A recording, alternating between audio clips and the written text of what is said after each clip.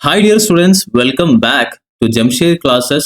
Very good morning, good afternoon, good evening.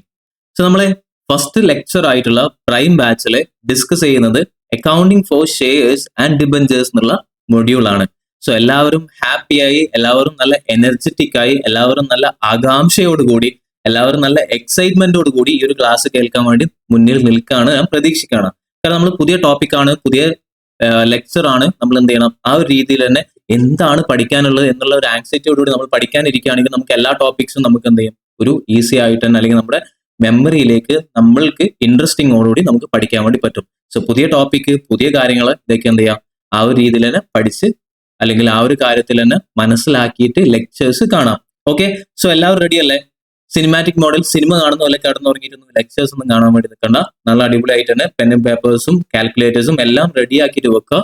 പറയുന്ന കാര്യങ്ങൾ short നോട്ടായിട്ട് എഴുതി വെക്കുക.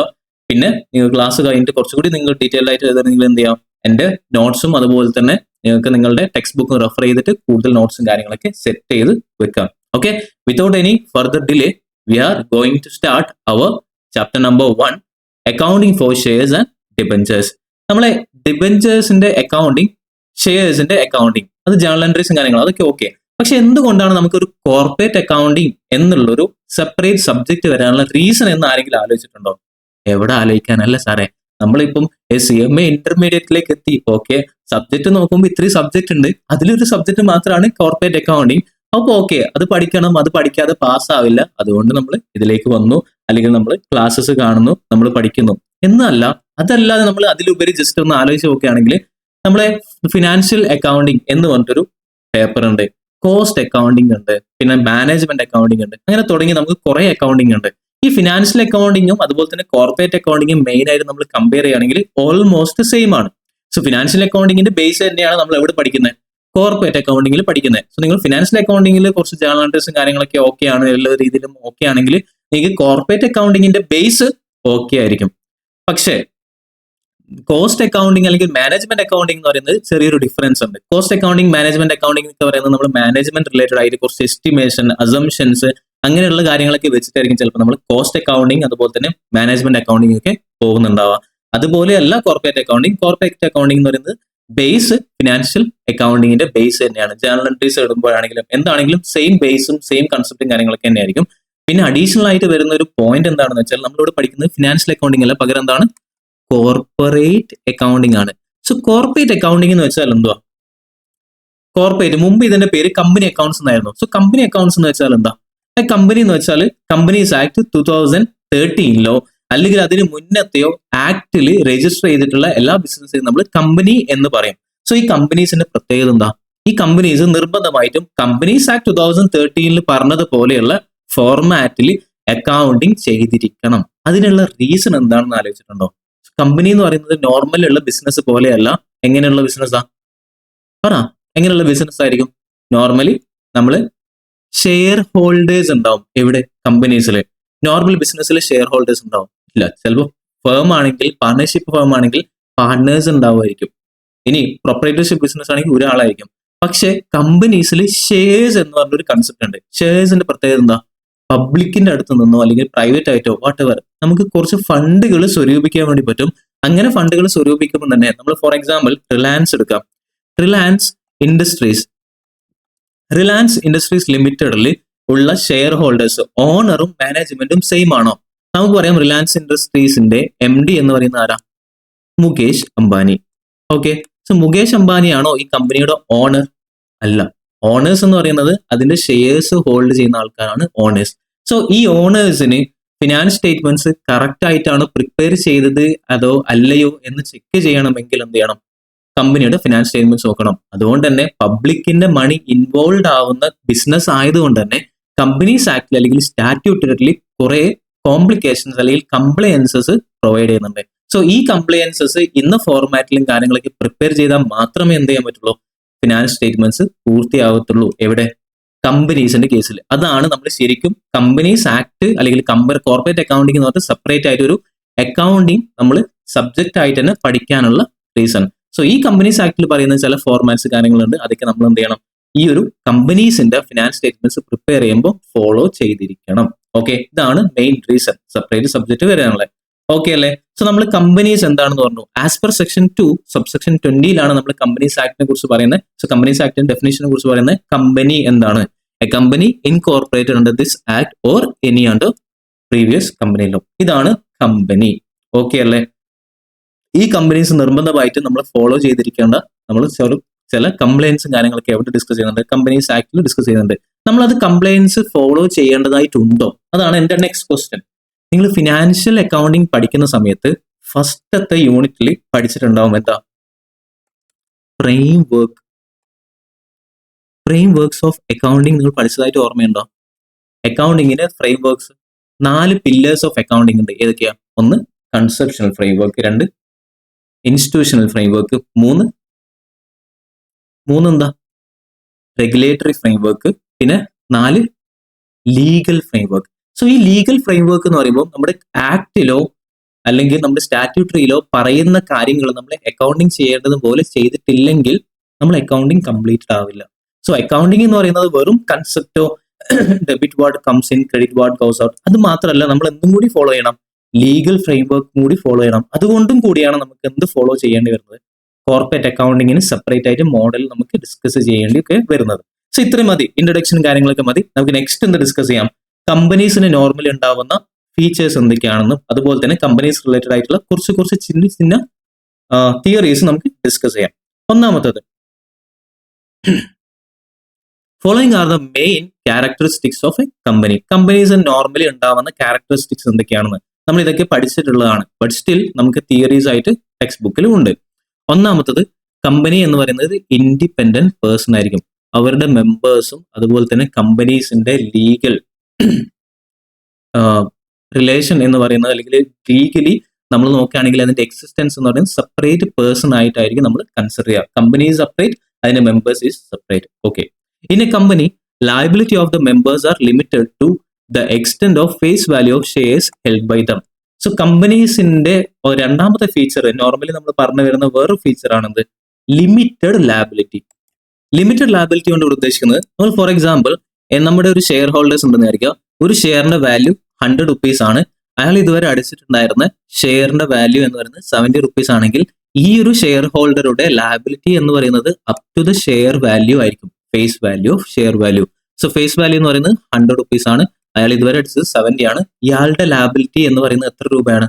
30 rupees മാത്രമായിരിക്കും. ഇതാണ് ഈ ലിമിറ്റഡ് ബൈ ലാബിലിറ്റിയോട് ഉദ്ദേശിക്കുന്നത്. ഇനി നമ്മൾ പാർട്ണർഷിപ്പ് എടുത്തു നോക്കാം. സോ പാർട്ണർഷിപ്പിൽ നമ്മുടെ ലാബിലിറ്റീസ് എന്ന് പറയുന്നത് അൺലിമിറ്റഡ് ആയിരിക്കും. അൺലിമിറ്റഡ് ആണെന്ന് പറയാനുള്ള റീസൺ, നമ്മളിപ്പോൾ ഒരു പാർട്ണർഷിപ്പ് ബിസിനസ് തുടങ്ങിയെന്നായിരിക്കാം. പാർട്ണർ എ, ബി, സി, ഈ 3 പേരും ബിസിനസ് തുടങ്ങി ലോസിൽ പോയി, നഷ്ടത്തിലാണ്. അങ്ങനെയാണെങ്കിൽ ഈ പാർട്ട്നേഴ്സിന്റെ ലാബിലിറ്റീസ് എന്ന് വെച്ചാൽ എന്താ? അവരുടെ ക്യാപിറ്റൽ മാത്രമാണോ? അല്ല, ഏതും കൂടി വരും. അവരുടെ പേഴ്സണൽ പ്രോപ്പർട്ടീസ് നിന്നും നമ്മൾ എന്ത് ചെയ്യണം? സെയിൽ ചെയ്തിട്ട് അവരുടെ നഷ്ടങ്ങളും കാര്യങ്ങളൊക്കെ നികത്തേണ്ടി വരും. അപ്പോൾ ഈ ഒരു പാർട്ണർഷിപ്പിനെ സംബന്ധിച്ചിടത്തോളം പാർട്ണർഷിപ്പിന്റെ ലാബിലിറ്റി എന്ന് പറയുന്നത് അൺലിമിറ്റഡ് ലാബിലിറ്റി ആയിരിക്കും. പക്ഷെ കമ്പനീസിന്റെ വേറെ പ്രത്യേകതയാണ് ലിമിറ്റഡ് ലാബിലിറ്റി ആണ്. ഓക്കെ, മതി. Next, it has A perpetual succession. നമ്മുടെ കമ്പനീസിന് 1 വർഷം 2 വർഷം അങ്ങനെ പ്രത്യേകിച്ച് വയസ്സൊന്നുമില്ല, അൺലിമിറ്റഡ് ആയിട്ട് തന്നെ പോകും. പിന്നെ കമ്പനിയുടെ ഷെയർസ് എന്ത് ചെയ്യാം? നമുക്ക് ഫ്രീലി ട്രാൻസ്ഫറബിൾ ആണ്. നമുക്ക് ട്രാൻസ്ഫർ ചെയ്യാം കമ്പനിയുടെ ഷെയർസ് വേറൊരാൾക്ക്. സോ ഇന്ന് ഞാൻ ഷെയർ ഹോൾഡർ ആണെങ്കിൽ എനിക്ക് ആ ഷെയർ എന്ത് ചെയ്യാം? സെയിൽ ചെയ്യാം, ട്രാൻസ്ഫറബിൾ ആണ്. Next, a company being a legal person capable of owning, enjoying and disposing of the property in its own name. Companies ഒരു സെപ്പറേറ്റ് ലീഗൽ പേഴ്സൺ ആയതുകൊണ്ട് തന്നെ കമ്പനിക്ക് സ്വന്തമായിട്ട് കടം വാങ്ങാം, കമ്പനിക്ക് സ്വന്തമായിട്ട് ഒരു പ്രോപ്പർട്ടി വാങ്ങാം, വിൽക്കാം. കമ്പനിയുടെ സ്വന്തം പേരിൽ തന്നെ റിലയൻസ് ഇൻഡസ്ട്രിയുടെ അസറ്റ്, റിലയൻസ് ഇൻഡസ്ട്രിയുടെ ലാബിലിറ്റി എന്ന് നമുക്ക് സെപ്പറേറ്റ് ആയിട്ട് തന്നെ നമുക്ക് പറഞ്ഞിട്ട് കൊണ്ടുപോകാം. അതാണ് സെപ്പറേറ്റ് ലീഗൽ എൻറ്റിറ്റിയിൽ നമുക്ക് വരുന്ന വേറൊരു feature. Next, a company being A separate body can sue and B SUD in its own name. നമ്മുടെ കമ്പനീസുമായിട്ട് ബന്ധപ്പെട്ട് എന്തെങ്കിലും തർക്കങ്ങളോ ട്രാൻസാക്ഷനിൽ എന്തെങ്കിലും കാര്യങ്ങളൊക്കെ ഉണ്ടെങ്കിൽ നമുക്ക് അങ്ങോട്ട് കേസ് കൊടുക്കാനും അതുപോലെ തന്നെ കമ്പനിയുടെ പേരിൽ ഇങ്ങോട്ട് കേസ് കൊടുക്കാനും പറ്റും. So the company is a artificial person, yet it act through human being who are called directors of the company. There is a divorce between ownership and the management. Companies separate legal entity ആയതുകൊണ്ട് തന്നെ ഈ കമ്പനീസിനെ manage ചെയ്യാൻ വേണ്ടിയിട്ട് ഒരു management ഉണ്ടാവും, അതുപോലെ തന്നെ ownership ഉണ്ടാവും. ഈ ഓണർഷിപ്പും മാനേജ്മെന്റും സെയിം ആൾക്കാർ ആവണം എന്ന് ഇല്ല. എന്താവാം? സെപ്പറേറ്റ് ആയിട്ടുള്ള പേഴ്സൺസ് ആവാം. ഇതേപോലെ തന്നെ നേരത്തെ പറഞ്ഞ പോലെ തന്നെ റിലയൻസ് ഇൻഡസ്ട്രീസ് ലിമിറ്റഡ് എന്നുള്ള കമ്പനിയുടെ MD ആരാണ്? മുകേഷ് അംബാനിയാണ്. പക്ഷെ റിലയൻസ് ഇൻഡസ്ട്രീസിന്റെ ഷെയർസ് നമുക്ക് വേണമെങ്കിൽ ഹോൾഡ് ചെയ്യാം, നമുക്ക് വേണമെങ്കിൽ ഷെയർ പർച്ചേസ് ചെയ്യാം എന്ന് വിചാരിച്ച് മെമ്പേഴ്സ് തന്നെയാണ് അവരുടെ മാനേജ്മെന്റ്? അല്ല, മുകേഷ് അംബാനിയാണ് മാനേജ്മെന്റ്. സോ അവർ മാനേജ്മെന്റിലേക്ക് വരാനുള്ള റീസൺസ് മറ്റൊക്കെ സെപ്പറേറ്റ് ആയിരിക്കും. അവർ ചിലപ്പോൾ കൂടുതൽ ഹോൾഡ് ചെയ്യുന്നുണ്ടാവും, അല്ലെങ്കിൽ അവർ MD ആയിട്ട് അവരെ നിയമിച്ചിട്ടുണ്ടാവും, വാട്ട് എവർ. എന്തായാലും മാനേജ്മെന്റ് അതുപോലെ തന്നെ മെമ്പേഴ്സും തമ്മിൽ ഡിഫറൻസ് ഉണ്ടാവും ഇവിടെ കമ്പനീസിൽ. Okay, next, it is voluntary association of a persons usually for profit. ഇത് ആക്ച്വലി ഫസ്റ്റ് പറയേണ്ട പോയിന്റ്. എന്താ കമ്പനി എന്ന് പറയുന്നത്? എന്താണ്? ഒരു വളണ്ടറിലി അസോസിയേഷൻ ആണ്. വളണ്ടറിലി നമ്മൾ ഇൻകോർപ്പറേറ്റ് ചെയ്തിട്ട് ചെയ്യുന്ന ഒരു ബിസിനസ് ആണ്. ആ ഒരു അസോസിയേഷന്റെ പ്രത്യേകത എന്താ? നമ്മൾ നോർമലി പ്രോഫിറ്റ് മേക്കിങ്ങിനാണ് ഇത് യൂസ് ചെയ്യുന്നത്. ഇത്രയും ഫീച്ചേഴ്സ് ആണ് നോർമലി ഒരു കമ്പനീസിനുള്ള. ഓൾറെഡി നമുക്ക് അറിയാം, കുഴപ്പമില്ല. ടൈപ്സ് ഓഫ് കമ്പനി, നമ്മൾ കമ്പനീസുമായിട്ട് ബന്ധപ്പെട്ടിട്ട് കുറെ ടൈപ്സ് ഓഫ് കമ്പനീസ് ഉണ്ട്. സോ കമ്പനീസിന്റെ കുറെ ടൈപ്സ് ഓഫ് കമ്പനീസ് നിങ്ങൾ കേട്ടിട്ടുണ്ടാവും. ലിമിറ്റഡ് കമ്പനി, എന്താ unlimited companies, private company, public company, പിന്നെ ഗവൺമെന്റ് കമ്പനി, നീതി കമ്പനി, അങ്ങനെ കുറെ ടൈപ്സ് ഓഫ് കമ്പനീസ് ഉണ്ടാവും. ആ കമ്പനീസിന്റെ കുറച്ച് കാര്യങ്ങൾ അല്ലെങ്കിൽ കുറച്ച് on the base of some basis വെച്ചിട്ട് നമ്മൾ എന്ത് ചെയ്യണം? അതിനെ കാറ്റഗറൈസ് ചെയ്യാൻ ടെക്സ്റ്റ് ബുക്കിലുള്ള സെയിം മോഡൽ തന്നെയാണ് നമ്മൾ ഇവിടെയും കാറ്റഗറൈസ് ചെയ്തിട്ടുള്ളത്. ഒന്നാമത് on the base of size. കമ്പനിയുടെ സൈസിനനുസരിച്ചിട്ട് നമ്മൾ കാറ്റഗറൈസ് ചെയ്യുന്ന കുറച്ച് കാറ്റഗറൈസേഷൻ ഉണ്ട്. ഒന്ന് പബ്ലിക് കമ്പനി, രണ്ട് പ്രൈവറ്റ് കമ്പനി. ഈ രണ്ടെണ്ണം തൽക്കാലം വെക്കാം. Public company, private company on the basis of size. ആ കമ്പനിയുടെ സൈസിനനുസരിച്ച് നമ്മൾ രണ്ട് കാറ്റഗറൈസ് ആയിട്ട് മാറ്റി. എന്താണ് പബ്ലിക് കമ്പനി?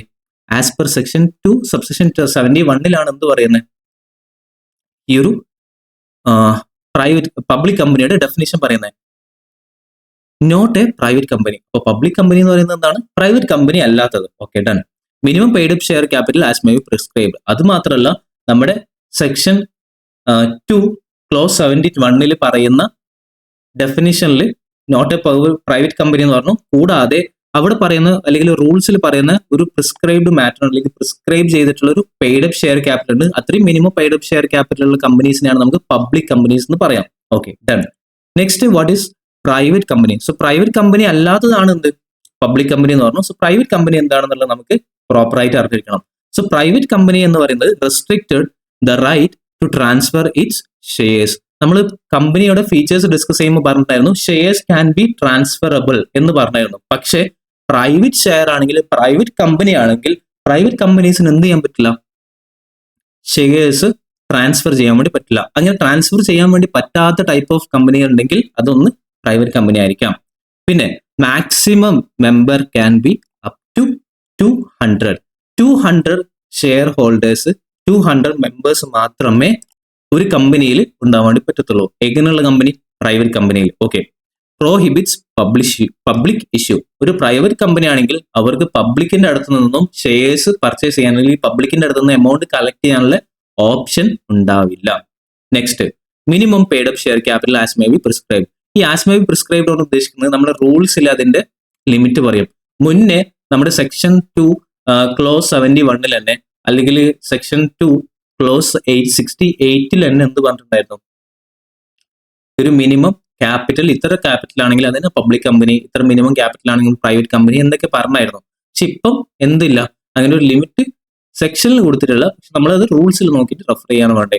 മോർ ഓവർ നമുക്ക് അത് അറിയേണ്ട ആവശ്യമില്ല ഈ ഒരു ടൈപ്പ് അല്ലെങ്കിൽ ഈ ഒരു കാറ്റഗറീസിൽ.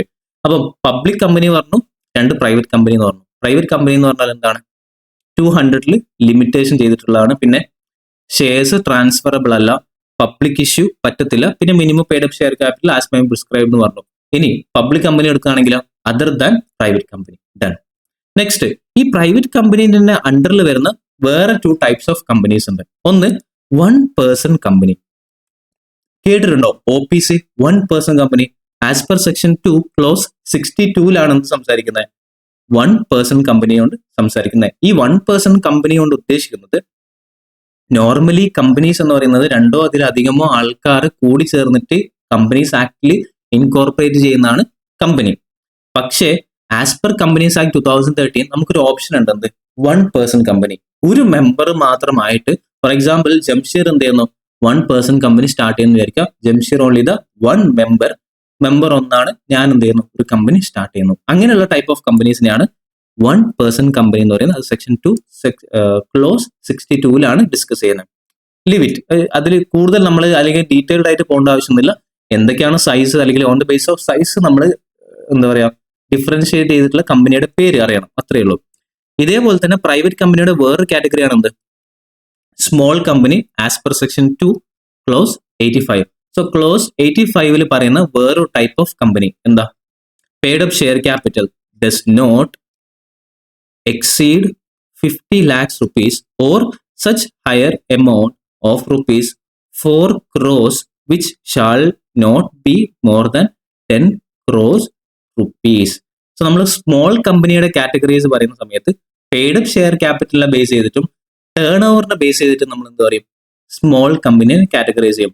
ആക്ച്വലി സ്മോൾ കമ്പനി എന്ന് പറയുന്നത് എന്താണ്, പ്രൈവറ്റ് കമ്പനീന്റെ ഉള്ളിൽ വരുന്നതാണ്. സ്റ്റിൽ സ്മോൾ കമ്പനി എന്ന് പറയുന്നത് എന്താണ്, paid up share capital does not exceeds 50 lakhs. 50 lakhന്റെ മുകളിൽ വരാത്ത companies or such higher amount of rupees 4 crores which shall not be more than 10 crores. Maximum amount എന്ന് പറയുന്നത് എത്രയാണ്, 4 crores അല്ലെങ്കിൽ 4 crore ലിമിറ്റിന്റെ മുകളിൽ വരുന്നത് which shall not be more than 10 crores. Maximum limit നമുക്ക് പോകാൻ വേണ്ടി പോകുന്നത് എത്രയാണ്, 10 crores ആണ്. അപ്പൊ നമ്മൾ ശരിക്കും ഈ പെയ്ഡ് അപ്പ് ഷെയർ ക്യാപിറ്റൽ ആദ്യം പറഞ്ഞ ലിമിറ്റ് 50 lakhs ആയിരുന്നു, പിന്നീട് or such higher amount of 4 crores ആക്കി. സോ നമ്മൾ ഇപ്പോഴത്തെ നിലവിലുള്ള ലിമിറ്റ് എന്ന് പറയുന്നത് എന്താണ്, 4 crores ആണ്. So paid up share capital 4 കോടി which shall not be more than 10 crores. നമ്മൾ ഇങ്ങനെ പറയുന്ന ഈ ഹയർ വാല്യൂ എന്ന് പറയുന്നതിന്റെ ലിമിറ്റേഷൻ എത്രയാ, 4 crores. ഇപ്പൊ നിലവിൽ നമ്മൾ പറയാണ് സ്മോൾ കമ്പനിയുടെ ലിമിറ്റേഷൻ പറയുകയാണെങ്കിൽ പെയ്ഡ് അപ്പ് ഷെയർ ക്യാപിറ്റൽ 4 കോടിയിൽ കൂടാത്തതായിരിക്കണം.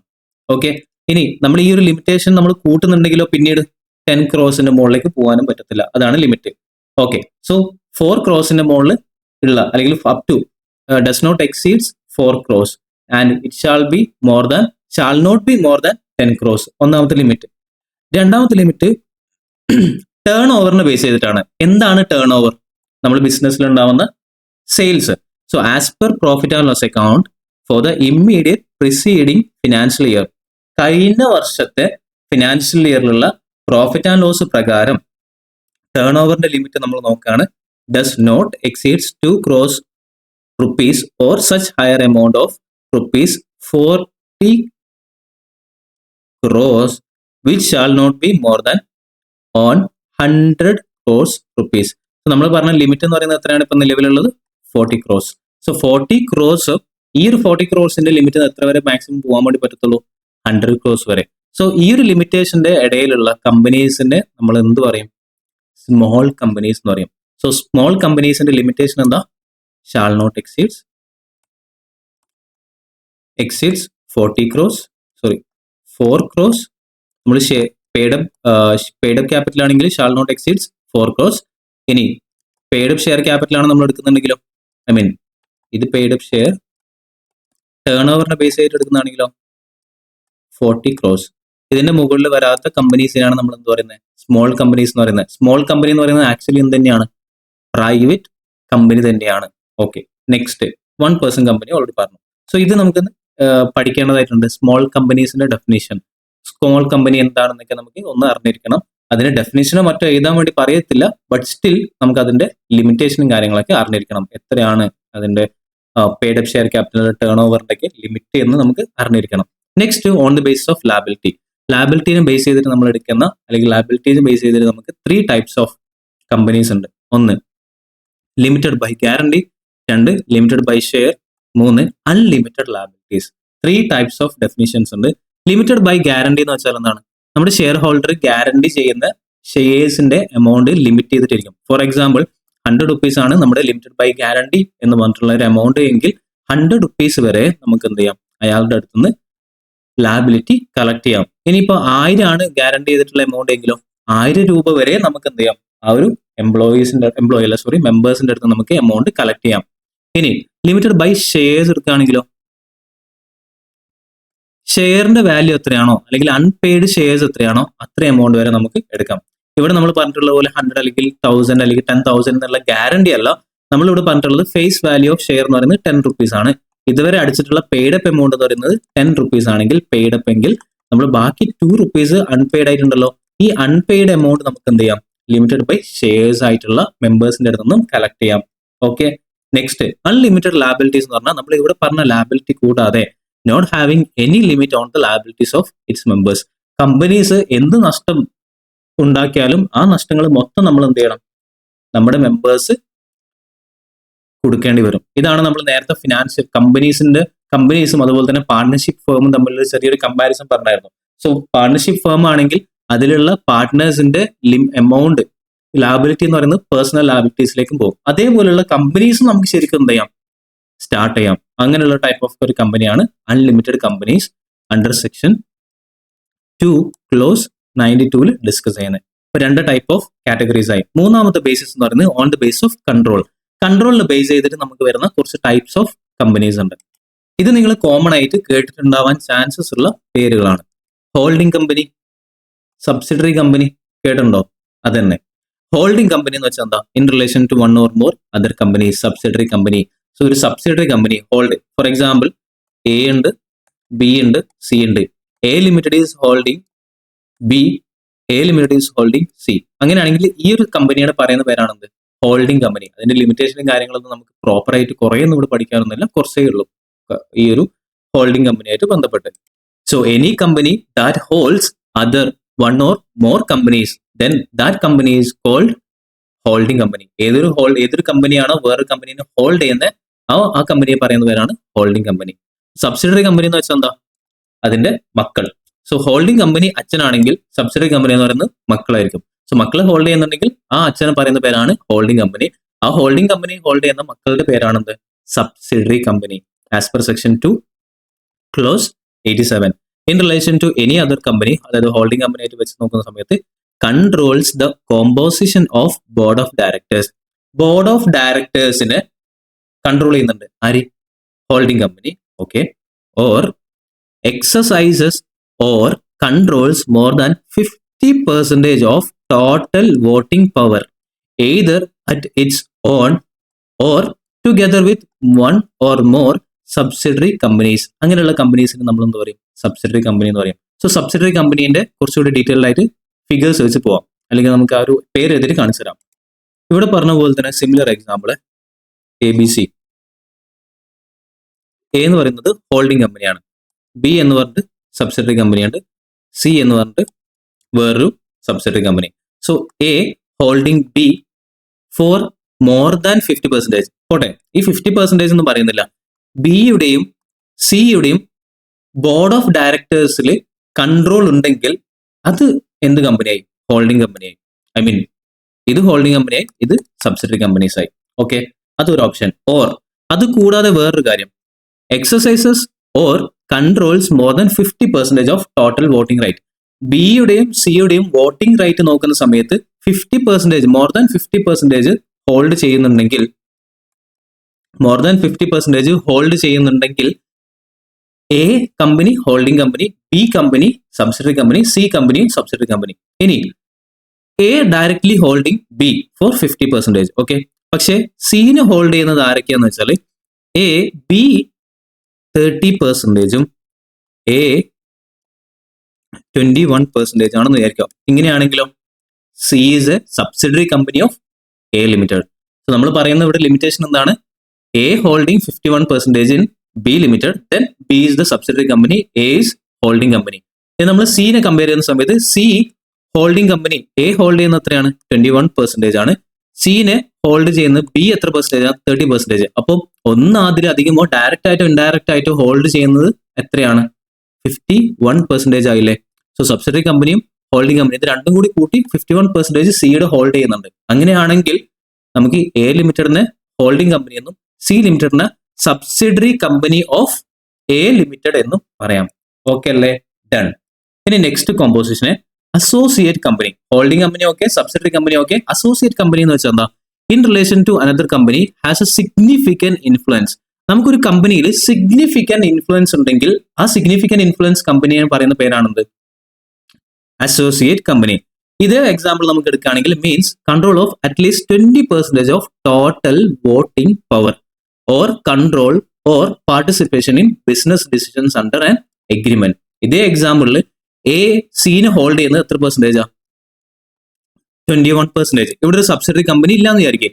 സോ അങ്ങനെ ഒരു ബി എന്ന സബ്സിഡറി കമ്പനി ഇല്ലെങ്കിൽ നമ്മളെ എയും സിയും തമ്മിലുള്ള കണ്ടീഷൻ അല്ലെങ്കിൽ സിയും എയും തമ്മിലുള്ള റിലേഷൻ എന്താ? എ എന്ന് പറയുന്നത് ഹോൾഡിംഗ് കമ്പനിയും സി എന്ന് പറയുന്നത് എന്തായിരിക്കും? അസോസിയേറ്റ് കമ്പനി ആയിരിക്കും. കാരണം എന്താ? 20% മുകളിൽ ഹോൾഡ് ചെയ്യുന്നുണ്ടായിരിക്കും എ. ഓക്കെ, 10. ഇനി ബിനെ നമ്മൾ എടുക്കുകയാണെങ്കിൽ ബി ഹോൾഡിംഗ് 30% ഇൻ സി. അങ്ങനെയാണെങ്കിൽ ബിയും സിയും തമ്മിലുള്ള റിലേഷൻ എന്താ? ബി എന്ന് പറയുന്നത് ഹോൾഡിംഗ് കമ്പനിയായി, സി എന്ന് പറയുന്നത് എന്തായി? അസോസിയേറ്റ് ആയി. കാരണം 20% ഹോൾഡ് ചെയ്യുന്നുണ്ട് ആര്? C. I mean B 20% of B is holding 30% of C. Okay, B സിയുടെ ഹോൾഡിംഗ് കമ്പനിയാണ്. ഓക്കെ, പക്ഷെ സി എന്ന് പറയുന്നത് സബ്സിഡറി കമ്പനിയാണോ? അല്ല. എന്തുകൊണ്ടല്ല? 50% കൂടുതൽ ഹോൾഡ് ചെയ്യുന്നുണ്ടെങ്കിലാണ് അത് സബ്സിഡറി കമ്പനി. ഇവിടെ ഹോൾഡ് ചെയ്യുന്നത് എത്രയാണ്? More than 20%. അങ്ങനെയാണെങ്കിൽ സി എന്ന് പറയുന്നത് അസോസിയേറ്റ് കമ്പനി ആയിരിക്കും. Okay, done. Next, on the base of securities. നമ്മൾ സെക്യൂരിറ്റിനെ ബേസ് ചെയ്തിട്ട് കമ്പനീസിന്റെ കാറ്റഗറീസ് എന്ന് പറയുന്നത് ഒന്ന് ലിസ്റ്റഡ് കമ്പനീസ് ഉണ്ട്, രണ്ട് അൺലിസ്റ്റഡ് കമ്പനി. ലിസ്റ്റഡ് കമ്പനീസ് എന്ന് പറഞ്ഞാൽ നത്തിങ് ബട്ട് റെക്കഗ്നൈസ്ഡ് സ്റ്റോക്ക് എക്സ്ചേഞ്ചിൽ എവിടെയെങ്കിലും നമ്മൾ ലിസ്റ്റ് ചെയ്തിട്ടുള്ള ഷെയർസ് ഉള്ള കമ്പനീസ് ആണെങ്കിൽ അതിന് ലിസ്റ്റഡ് ഷെയർസ് എന്ന് പറയും.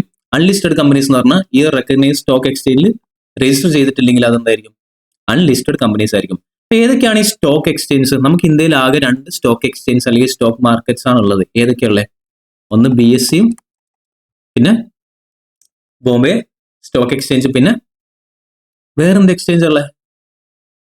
2 ഇല്ല നമുക്ക്, നാഷണൽ സ്റ്റോക്ക് എക്സ്ചേഞ്ച്. സോ ഈ 2 മാർക്കറ്റിൽ ലിസ്റ്റ് ചെയ്യാത്ത ഷെയർസിനെ നമുക്ക് അൺലിസ്റ്റഡ് ഷെയർസ് എന്ന് പറയാം. Okay, done. ഇനി ഇതൊന്നും കൂടാതെയുള്ള ബാക്കിയുള്ള ചില ടൈപ്സ് ഓഫ് കമ്പനീസ് ഉണ്ട്. ഒന്ന് നോൺ പ്രോഫിറ്റ് ഓർഗനൈസേഷൻ, അല്ലെങ്കിൽ നോൺ പ്രോഫിറ്റ് വേണ്ടി നമ്മൾ രജിസ്റ്റർ ചെയ്യുന്ന കമ്പനീസ് നമ്മൾ സെക്ഷൻ 8 രജിസ്റ്റർ ചെയ്യും. പിന്നെ ഗവൺമെന്റ് കമ്പനീസ് എന്ന് പറഞ്ഞിട്ട് 2 ക്ലോസ് 45. ഗവൺമെന്റ് കമ്പനീസ് എന്ന് വെച്ചാൽ എന്താ? Not less than 51% of the paid up shares capital is held by government. Any government നമ്മുടെ ഷെയർസിന്റെ 51% മുകളിൽ ഹോൾഡ് ചെയ്യുന്നുണ്ടെങ്കിൽ അതിന് നമ്മൾ എന്ത് പറയും? ഗവൺമെന്റ് കമ്പനീസ് എന്ന് പറയും. ഫോർ എക്സാമ്പിൾ ജംഷീർ ക്ലാസസ് ഉണ്ട്. So Jamsheer classes limited. So limited ആണ്, ലിസ്റ്റഡ് കമ്പനിയാണ്.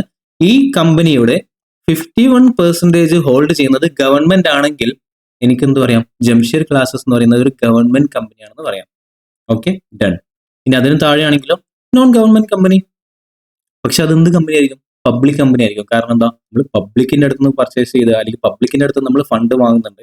പിന്നെ ലിസ്റ്റഡ് കമ്പനി ആയിരിക്കും. ചിലപ്പോൾ ലിസ്റ്റഡ് കമ്പനി ആയതുകൊണ്ടായിരിക്കും കമ്പനീസിന് എന്ത് ചെയ്യുന്നത്, അല്ലെങ്കിൽ ഗവൺമെന്റിന് എന്ത് ചെയ്യുന്നത്, പർച്ചേസ് ചെയ്യാൻ വേണ്ടി പറ്റുന്നത്. Next foreign company. Foreign company എന്ന് പറഞ്ഞാൽ nothing but any company incorporated outside India. പുറത്ത് രജിസ്റ്റർ ചെയ്തിട്ടുള്ള കമ്പനീസിനാണ് ഫോറിൻ കമ്പനീസ് എന്ന് പറയുന്നത്. നീതി കമ്പനി എന്ന് പറഞ്ഞാൽ നോൺ ബാങ്കിങ് ഫിനാൻസ് സെക്ടറിലേക്ക് വരുന്ന ടൈപ്പ് ഓഫ് കമ്പനീസ് ആണ് നീതി കമ്പനി. പിന്നെ ഡോർമെന്റ് കമ്പനി എന്ന് വെച്ചാൽ ഇൻആക്റ്റീവ് കമ്പനിയാണ് ഡോർമെന്റ് കമ്പനീസ് എന്ന് പറയുന്നത്. സോ ഇത്രയും ടൈപ്സ് ഓഫ് കമ്പനീസ് ആണ് നമുക്ക് അവിടെ ഡിസ്കസ് ചെയ്യാനുള്ളത്, ഈ ഒരു ഫസ്റ്റ് ചാപ്റ്ററിൽ ഡിസ്കസ് ചെയ്യാനുള്ളത്. ഓക്കെ, ഈ ഒരു ലെക്ചേഴ്സ് നമ്മൾ ബേസിക്സും കൺസെപ്റ്റ്സും തിയറീസൊക്കെ ഡിസ്കസ് ചെയ്യുന്നതുകൊണ്ട് തന്നെ കുറച്ച് നമുക്ക് ക്ഷമിച്ച് കേട്ടിരുന്നേ പറ്റത്തുള്ളൂ. No other way. നമ്മൾ എന്ത് ചെയ്യണം? പ്രോപ്പറായിട്ട് ഇത് അറിഞ്ഞിരിക്കണം. ആസ് എ ഫസ്റ്റ് ലെക്ചർ എന്നുള്ള നിലയിൽ നമ്മൾ നിർബന്ധമായിട്ടും കമ്പനീസിന്റെ പ്രത്യേകതകൾ ഇതൊക്കെയാണ് നമുക്ക് കമ്പനിയുടെ ഒരു ഇൻട്രോ എന്നുള്ള കാര്യം നമ്മൾ അറിഞ്ഞിരിക്കണം. ഓക്കെ, ഈ ഒരു പോയിന്റ് എന്ന് പറയുന്നത് എന്തുകൊണ്ടാണ് ഈ ഒരു കമ്പനീസിന്റെ അക്കൗണ്ടിങ് നിർബന്ധമാക്കിയത്, അല്ലെങ്കിൽ അതിന്റെ ഡിഫറൻസ് എന്തുകൊണ്ടാണ് എന്നുള്ള കാര്യങ്ങൾക്ക് നമ്മൾ ഇൻട്രഡക്ഷൻ എന്നുള്ള നിലയിൽ ഓൾറെഡി പറഞ്ഞായിരുന്നു. എന്താ? മാനേജ്മെന്റും ഓണേഴ്സും ഡിഫറെന്റ് ആയിരിക്കും. സോ മാനേജ്മെന്റ് ഓണേഴ്സും പ്രോപ്പർ ആയിട്ട് ബിസിനസ് ചെയ്യുന്നുണ്ടോ എന്നറിയണമെങ്കിൽ അക്കൗണ്ടിങ് പ്രോപ്പർ ആയിരിക്കണം. സോ അക്കൗണ്ടിങ് പ്രോപ്പർ ആവണമെങ്കിൽ അതിന് അതിൻ്റെതായ സ്റ്റാറ്റ്യൂട്ടറി റിക്വയർമെന്റ്സ് പ്രോപ്പർ ആയിട്ട് ഫോർമാറ്റ്സും കാര്യങ്ങളും നമ്മൾ ഫോളോ ചെയ്ത് അതേപോലെ അക്കൗണ്ടിങ് ചെയ്യേണ്ടതായിട്ടുണ്ട്. സോ അതാണ് നമ്മുടെ ഇവിടെ ഉദ്ദേശിക്കുന്ന ഒരു പോയിന്റ്. ഒരു പാർട്ണർഷിപ്പ് ഫേമോ അല്ലെങ്കിൽ സോൾ പ്രൊപ്പറേറ്റർഷിപ്പ് ബിസിനസ്സോ നടത്തുന്ന പോലെയല്ല കമ്പനീസിന്റെ ബിസിനസ് ഉണ്ടാവുക. മെമ്പേഴ്സ് വേറെ ആയിരിക്കും, ഓണേഴ്സ് വേറെ ആയിരിക്കും, മാനേജ്മെന്റ്സ് സെപ്പറേറ്റ് ആയിരിക്കും. അതുകൊണ്ടാണ് ഇതിന്റെ അക്കൗണ്ടിങ്ങിൽ ഇത്ര ഇമ്പോർട്ടൻസ് വരാനുള്ള റീസൺ. ഓക്കെ അല്ലേ? Next, what are the distinguishing features of accounting in a company form of organisation. So company പോലത്തെ ഒരു ബിസിനസ്സിന് എന്താണ് അക്കൗണ്ടിങ്ങിൽ വരുന്ന different types of features. So സാധാരണ അക്കൗണ്ടിങ്ങിൽ വരാത്ത ഡിഫറെന്റ് എന്തെങ്കിലും ഫീച്ചേഴ്സ് ഉണ്ടോ എന്നുള്ളതാണ് ഇവിടെ ഡിസ്കസ് ചെയ്യുന്നത്. The accounting process is highly regulated and guided by the regulatory pronouncement. നമ്മൾ നേരത്തെ പറഞ്ഞതുപോലെ ലീഗൽ ഫ്രെയിംവർക്കിൽ വന്നതുപോലെ റെഗുലേറ്ററി ഫ്രെയിംവർക്കിലേക്ക് പറഞ്ഞതുപോലെ നമ്മൾ കമ്പനീസിന് സെപ്പറേറ്റ് ആയിട്ട് ലീഗൽ പ്രൊണൗൺസ്മെന്റിൽ ഹൈലി റെഗുലേറ്റഡ് ആയിട്ടുള്ള ഗൈഡൻസ് ഉള്ള പ്രോസസ്സ് ഡിസ്കസ് ചെയ്യുന്നുണ്ട്. അത് നമ്മൾ കംപ്ലീറ്റ് ചെയ്ത് ഫോളോ ചെയ്തിരിക്കണം. Next, alternatives treatments of transactions are either limited or completely avoided. നമ്മൾ അക്കൗണ്ടിങ് ഡിസ്കസ് ചെയ്യുന്ന സമയത്ത് നമുക്ക് അക്കൗണ്ടിങ്ങിൽ കുറെ types of alternative methods of accountings ഉണ്ടാവും. പക്ഷെ അത് ഈ ഒരു കമ്പനീസിൽ വരുന്ന സമയത്ത് നമുക്കത് കുറച്ച് ലിമിറ്റഡ് ആയിരിക്കാം, അല്ലെങ്കിൽ നമുക്ക് എന്തുണ്ടാവില്ല, അങ്ങനൊരു കാര്യമേ ഓപ്ഷൻസ് ഉണ്ടാവില്ല. For example depreciation. ഡിപ്രീസിയേഷൻ നമുക്ക് കുറെ മെത്തേഡ്സിലുണ്ടല്ലോ. സ്ട്രൈറ്റ് ലൈൻ ഡിപ്രീസിയേഷൻ ഉണ്ട്, റിട്ടേൺ ഡൗൺ വാല്യൂ മെത്തേഡിലുണ്ട്, അതുപോലെ തന്നെ വേറെന്തുവാ സം ഓഫ് ഡിജിറ്റ് മെത്തേഡ് ഉണ്ട്.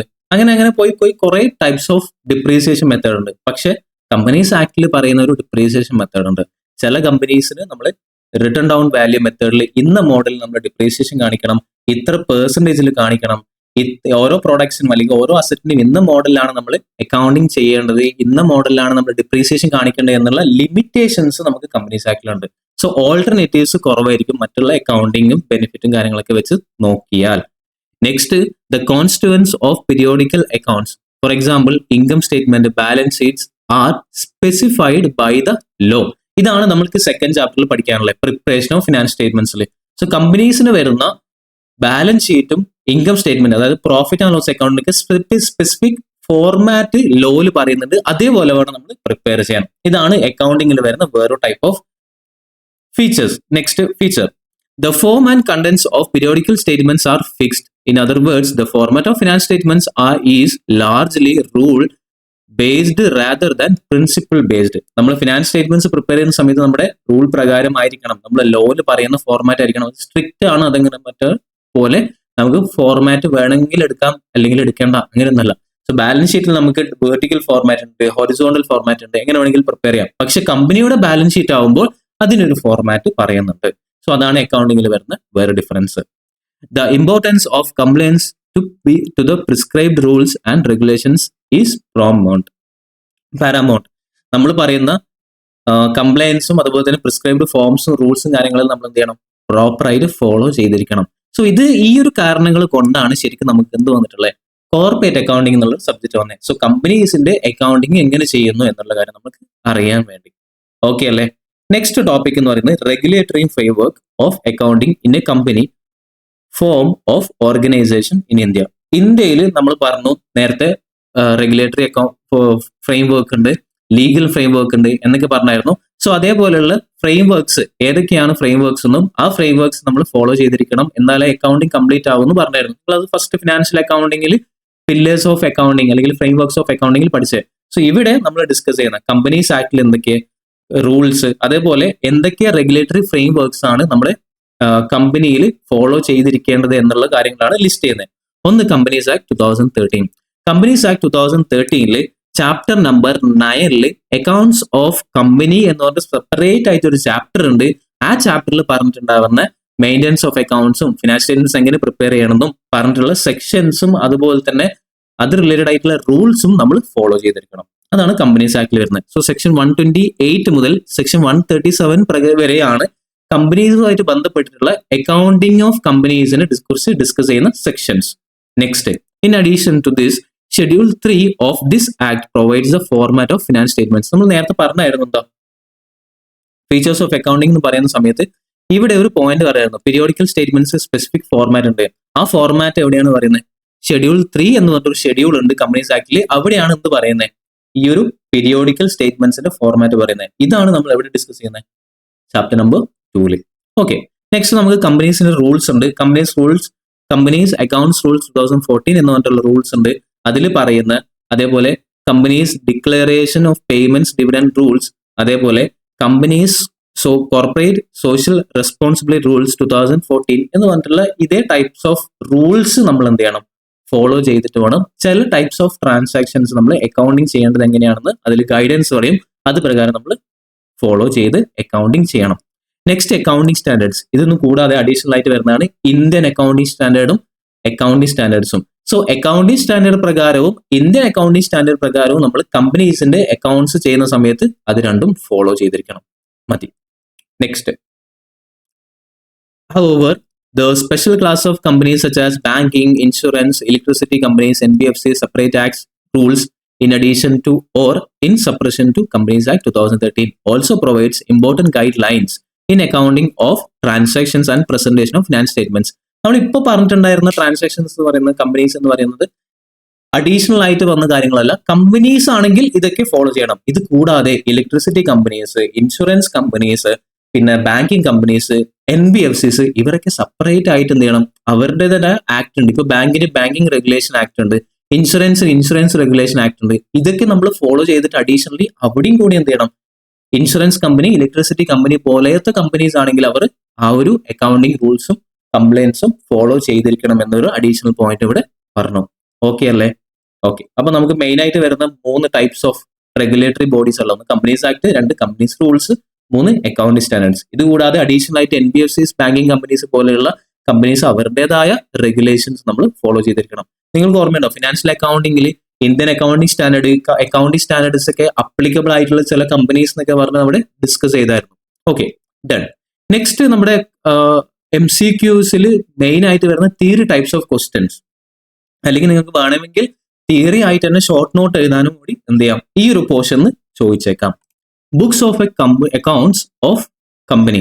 കമ്പനീസിന്റെ ബുക്സ് ഓഫ് അക്കൗണ്ട്സ് എന്ന് വെച്ചാൽ എന്തൊക്കെയാണ് എന്നാണ് ഇവിടെ ഡിസ്കസ് ചെയ്യുന്നത്. As per section 2 clause 12. ഈ സെക്ഷൻ 2 ക്ലോസ് വരുന്ന കുറെ നമ്മൾ ഡെഫിനിഷൻസ് ഒക്കെ പഠിച്ചായിരുന്നു. അതൊന്നും എക്സാമിനേഷൻ പോയിന്റ് ഓഫ് വ്യൂ അത്ര ഇമ്പോർട്ടന്റ് ഒന്നല്ല കേട്ടോ. സോ നമുക്ക് എക്സാമിനേഷൻ പോയിന്റ് ഓഫ് വ്യൂ ഈ ഒരു ഡെഫിനിഷൻസ് ഒക്കെ നമുക്ക് അറിഞ്ഞിരിക്കണം, ചില ടേംസ് അല്ലെങ്കിൽ ചില കാര്യങ്ങൾ ഹാൻഡിൽ ചെയ്യുന്ന സമയത്ത് എന്ന് മാത്രമേ ഉള്ളൂ. ഈ സെക്ഷൻസ് ഒന്നും വളരെ റെലവെന്റ് ആയിട്ട് വളരെ ഇമ്പോർട്ടന്റ് ആയിട്ടുള്ള സെക്ഷൻസ് ഒന്നല്ല. ജസ്റ്റ് പറയുമ്പോൾ ഇന്ന സെക്ഷനിലാണ് ഡിസ്കസ് ചെയ്യുന്നതെന്ന് ഞാൻ പറഞ്ഞു പോകുന്നേ ഉള്ളൂ. ഓക്കെ, ഇമ്പോർട്ടന്റ് ആയിട്ട് അല്ലെങ്കിൽ സെക്ഷൻസ് പഠിച്ചു വെക്കേണ്ടുന്ന കാര്യങ്ങൾ ഞാൻ സെപ്പറേറ്റ് ആയിട്ട് തന്നെ നിങ്ങളോട് പറയുന്നതായിരിക്കും. So as per section 2 clause 12 പറയുന്ന book and paper and book or paper എന്ന് പറഞ്ഞിട്ട് കുറച്ച് ടേംസ് പറയുന്നുണ്ട്. ഈ ബുക്സ് ഓഫ് അക്കൗണ്ട്സ് അല്ലെങ്കിൽ ബുക്ക് ആൻഡ് പേപ്പറിൽ വരുന്ന ഡെഫിനിഷൻ എന്താണ്? Includes books of accounts. അപ്പൊ ബുക്ക് ഓർ പേപ്പർ അല്ലെങ്കിൽ ബുക്ക് ആൻഡ് പേപ്പർ എന്ന് പറഞ്ഞാൽ എന്താണ്? ഒന്ന് ബുക്സ് ഓഫ് അക്കൗണ്ട്സ് ആണ്. Okay, done. 2 ഡീഡ്സ്. ഡീഡ്സ് എന്ന് പറഞ്ഞാൽ എന്താ? നമ്മുടെ അഗ്രിമെന്റ്സ് കാര്യങ്ങൾ എന്തെങ്കിലും ഉണ്ടെങ്കിൽ deeds. 3 vouchers. 4 writings. 5 documents. 6 minutes. 7 registers maintain on proper paper or in A electric form. So ഈ പറഞ്ഞിട്ടുള്ള 7 ഡോക്യുമെന്റ്സിന് മൊത്തം പറയുന്ന പേരാണത് ബുക്ക് ഓർ പേപ്പർ അല്ലെങ്കിൽ ബുക്ക് ആൻഡ് പേപ്പർ. ഓക്കെ അല്ലേ? അതിലൊന്നാണ് ബുക്സ് ഓഫ് അക്കൗണ്ട്സ്. ഇനി നെക്സ്റ്റ് ക്ലോസിൽ പറയുന്നുണ്ട്, സെക്ഷൻ 2 ക്ലോസ് 13 പറയുന്നുണ്ട് ബുക്സ് ഓഫ് അക്കൗണ്ട്സ് എന്ന് വെച്ചാൽ എന്താണ്? It includes records of maintained in respect of. താഴെ പറയുന്ന ഈ 4 കാര്യങ്ങൾ ഇൻക്ലൂഡ് ചെയ്യുന്നതാണ് എന്ത്? Books of accounts. ഒരു കമ്പനിയുടെ ബുക്സ് ഓഫ് അക്കൗണ്ട്സ് എന്ന് പറഞ്ഞാൽ എന്താണ്? താഴെ പറയുന്ന 4 കാര്യങ്ങളാണ്. സോ നിങ്ങൾക്ക് MCQസിൽ വരാൻ ചാൻസസ് ഉള്ള ക്വസ്റ്റ്യൻസ് എങ്ങനെയാണെന്ന് വെച്ചാൽ, ഇപ്പൊ നിങ്ങളോട് പറയാണ് താഴെയുള്ളവയിൽ കമ്പനീസിന്റെ ബുക്സ് ഓഫ് അക്കൗണ്ട്സ് അല്ലാത്തത് ഏത് എന്ന് പറഞ്ഞിട്ട് ഒരു ഓപ്ഷൻ നിങ്ങളോട് ചൂസ് ചെയ്യാൻ പറയുകയാണെങ്കിൽ പറഞ്ഞാൽ നിങ്ങൾക്ക് എന്തറിയണം? ഈ 4 ബുക്സ് ഓഫ് അക്കൗണ്ട്സ് ഏതാണെന്ന് അറിഞ്ഞാലല്ലേ അതിലൊന്ന് നിങ്ങൾക്ക് ചൂസ് ചെയ്യാൻ വേണ്ടി പറ്റത്തുള്ളൂ. അതാണ് MCQസിൽ വരാൻ ചാൻസ് ഉള്ള ടൈപ്സ് ഓഫ് ക്വസ്റ്റ്യൻ. ഇനി all sums of money received and expended by the company and matters in relation to which the receipts and expenditure takes place. ഒന്നുമില്ല, ക്യാഷ് ബുക്ക് ഇല്ലേ, അതുപോലെ തന്നെ ക്യാഷിന്റെ ലെഡ്ജർ. ക്യാഷ് ബുക്കാണ് ഒന്നാമത്തെ ബുക്സ് ഓഫ് അക്കൗണ്ട്സ്. അതായത് cash വരുന്നതും ക്യാഷ് പോകുന്നതും കാണിക്കുന്ന ബുക്സ് ഓഫ് അക്കൗണ്ട്സ്. ഡൺ. രണ്ടാമത്തേത് day books, registers, ledgers related to all sales and purchases. So നമ്മുടെ ബിസിനസ്സുമായിട്ട് ബന്ധപ്പെട്ടിട്ടുള്ള എല്ലാ സെയിൽസും, നമ്മൾ ബിസിനസ്സുമായിട്ട് ബന്ധപ്പെട്ടിട്ടുണ്ടായിരുന്ന പർച്ചേസസ്, നമ്മൾ ബിസിനസ്സുമായിട്ട് ബന്ധപ്പെട്ടിട്ടുണ്ടാകുന്ന ട്രാൻസാക്ഷൻ, സർവീസ് പ്രൊവൈഡ് ചെയ്യുക, ഇങ്ങനെയുള്ള കാര്യങ്ങളൊക്കെ റെക്കോർഡ് ചെയ്തിട്ടുള്ള ബുക്സ് ഓഫ് അക്കൗണ്ട്സ് രണ്ടാമത്തെ types of books of accounts. അതായത് ഡേ ബുക്സ്. ഡേ ബുക്സിൽ എന്തൊക്കെ ഉണ്ടാവും? സെയിൽസ് ഡേ ബുക്ക് ഉണ്ട്, പർച്ചേസ് ഡേ ബുക്ക് ഉണ്ട്, പർച്ചേസ് റിട്ടേൺ ബുക്ക് ഉണ്ട്, സെയിൽസ് റിട്ടേൺ ബുക്ക് ഉണ്ട്, അങ്ങനെയുള്ള എല്ലാ ബുക്സ്. പിന്നെ രജിസ്റ്റേഴ്സ്, ലെഡ്ജേഴ്സ്, ഇത് റിലേറ്റഡ് ആയിട്ടുള്ള ലെഡ്ജേഴ്സും എന്താണ്? ബുക്സ് ഓഫ് അക്കൗണ്ട്സ് ആണ്. മൂന്നാമത്തത് all the assets and liabilities of company. Asset registers, schedules, അത് റിലേറ്റഡ് ആയിട്ടുള്ള അസറ്റ്സിന്റെ ലെഡ്ജേഴ്സ് എന്താണ്? നമ്മുടെ കമ്പനീസിന്റെ അസറ്റ്, അതുപോലെ തന്നെ ലയബിലിറ്റീസിന്റെ ലെഡ്ജേഴ്സ്, ഇതൊക്കെ എന്താണ്? കമ്പനീസിന്റെ ബുക്സ് ഓഫ് അക്കൗണ്ട്സിൽ വരുന്ന മൂന്നാമത്തെ ഡോക്യുമെന്റ് ആണ്. നാലാമത്തത് the item of cost as may be prescribed under section 148. Section 148 എന്ന് പറഞ്ഞൊരു സെക്ഷൻ നിങ്ങൾക്ക് ഓഡിറ്റിംഗിലൊക്കെ ചിലപ്പോൾ പഠിക്കാനുണ്ടാവും. കോസ്റ്റ് ഓഫ് അക്കൗണ്ട്സ് എന്നൊക്കെ പറഞ്ഞിട്ട് കോസ്റ്റ് ബുക്സ് കോസ്റ്റ് ഓഡിറ്റ് എന്നൊക്കെ പറഞ്ഞ്. In case of a company which belongs to any class of companies specified under that section the cost books of accounts, അതായത് cost റെക്കോർഡ്സുമായിട്ട് ബന്ധപ്പെട്ടിട്ടുള്ള ബുക്സ് ഓഫ് അക്കൗണ്ട്സും എന്ത് തന്നെയാണ്? ബുക്സ് ഓഫ് അക്കൗണ്ട്സ് ആണ്. So ചുരുക്കി പറഞ്ഞ ബുക്സ് ഓഫ് അക്കൗണ്ട്സ് എന്ന് പറഞ്ഞാൽ 4 ഒന്ന് എന്താ? Cash book, 2 day books, 3 assets registers, പിന്നെ അസറ്റിന്റെ ലെഡ്ജേഴ്സ്, ലയബിലിറ്റി ലെഡ്ജേഴ്സ്, പിന്നെ 4 കോസ്റ്റ് റെക്കോർഡ്സ്. ഈ 4 കാര്യങ്ങളാണ് ബുക്സ് ഓഫ് അക്കൗണ്ട്സ് ആയിട്ട് വരുന്നത്. ഇത് MCQ ചോദിച്ചാൽ നിങ്ങൾ എഴുതൂല്ലേ? Okay. Next, section 128 of this act has provided further that the company may keep such books of accounts or other relevant papers in electronic mode in such manner as may be prescribed. So books of accounts അതുപോലെ തന്നെ other relevant papers ഒക്കെ നമ്മൾ എന്ത് ചെയ്യണം? Section 128 പറഞ്ഞത് പ്രകാരം അതേ മോഡലിൽ ഇലക്ട്രിക് മാനർ ആണെങ്കിൽ ഇലക്ട്രോണിക് മാനർ, അല്ലെങ്കിൽ പേപ്പർ മോഡൽ ആണെങ്കിൽ പേപ്പർ മോഡലിൽ നമ്മൾ എന്ത് ചെയ്യണം? സൂക്ഷിച്ച് വെച്ചിരിക്കണം എന്നാണ് പറയുന്നത്. Okay, done. നെക്സ്റ്റ് നമുക്ക് എക്സാമിനേഷൻ പോയിന്റ് ഓഫ് വ്യൂ ഇതേപോലെ നമുക്ക് ചോദിക്കാൻ MCQസിൽ ചോദിക്കാൻ ചാൻസ് ഉള്ള ഒരു ക്വസ്റ്റൻ ആണ് സ്റ്റാറ്റ്യൂട്ടറി ബുക്സ്. നമ്മൾ ബുക്സ് ഓഫ് അക്കൗണ്ട്സ് പറഞ്ഞതുപോലെ തന്നെ സ്റ്റാറ്റ്യൂട്ടറി ബുക്സ് ഏതൊക്കെയാണെന്ന് നമുക്ക് എക്സാമിനേഷന് ചോദിച്ചേക്കാം. സോ MCQസിൽ നിങ്ങളോട് പറയാണ് താഴെയുള്ളവയിൽ സ്റ്റാറ്റ്യൂട്ടറി ബുക്സ് അല്ലാത്തത് ഏത് എന്ന് ചോദിക്കുകയാണെങ്കിൽ നിങ്ങൾ സ്റ്റാറ്റ്യൂട്ടറി ബുക്സ് ഏതൊക്കെയാണെന്ന് അറിയണം. എന്നാൽ മാത്രമേ നമുക്ക് അല്ലാത്തത് ഏതെന്നുള്ള സെലക്ട് ചെയ്യാൻ വേണ്ടി പറ്റത്തുള്ളൂ. സോ അതേപോലത്തെ നമുക്കൊരു 11 സ്റ്റാറ്റ്യൂട്ടറി ബുക്സ് ഉണ്ട്.